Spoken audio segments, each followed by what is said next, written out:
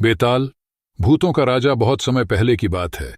एक छोटे से गांव के पास एक घना जंगल था। उस जंगल में बेताल नामक एक भूत का राज्य था। कहते थे कि बेताल साधारण भूत नहीं था, वह चतुर, चालाक और शक्ति से भरपूर था। उसके बारे में कई डरावनी कहानियां गांव के लोगों के बीच प्रचलित थीं। गांव के लोग कहते थे कि बेताल उन लोगों को नहीं डराता जो सत्य और धर्म का पालन करते हैं, लेकिन जो लोग लोभ, पाप या अन्याय के मार्ग पर चलते थे, उन्हें वह कठोर दंड देता था। उसकी एक विचित्र आदत थी, वह कहानियां सुनाने और सुनने का शौकीन था। उसी राज्य के राजा विक्रमादित्य अपने साहस और न्यायप्रियता के लिए प्रसिद्ध थे। एक दिन राजा के पास एक साधु आया और उसने एक अनोखा काम सौंपा। साधु ने कहा, जंगल के एक पेड़ पर बेताल रहता है, उसे पकड़कर मेरे पास लाओ, परंतु याद रखना, वह तुम्हें चालाकी से भ्रमित करने की कोशिश करेगा। अगर तुमने रास्ते में एक बार भी कुछ बोला तो वह वापस उसी पेड़ पर चला जाएगा। राजा विक्रम ने यह चुनौती स्वीकार कर ली। उन्होंने अपने तलवार और साहस को साथ लिया और रात में जंगल की ओर निकल पड़े। जंगल घना और डरावना था, लेकिन राजा विक्रम निडर होकर आगे बढ़ते गए। पेड़ पर उल्टा लटका बेताल राजा विक्रम को देखकर हंसा। तुम्हें मुझसे डर नहीं लगता? उसने पूछा।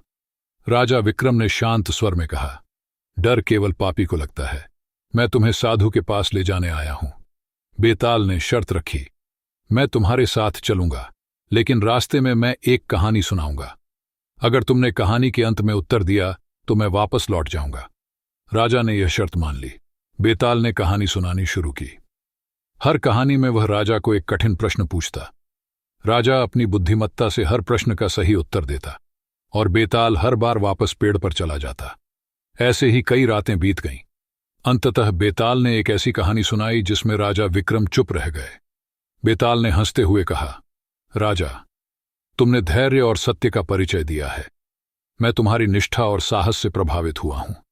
मैं अब साधु के पास नहीं जाऊंगा, क्योंकि वह दुष्ट और कपटी है। मैं तुम्हें एक रहस्य बताता हूं।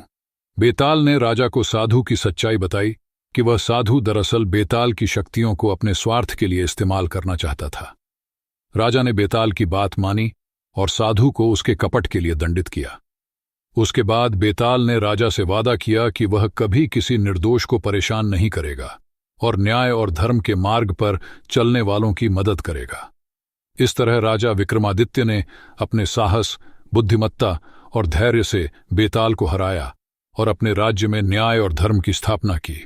आज भी बेताल की कहानियां हमें सिखाती हैं कि सत्य, धैर्य और साहस से हर कठिनाई को पार किया जा सकता है।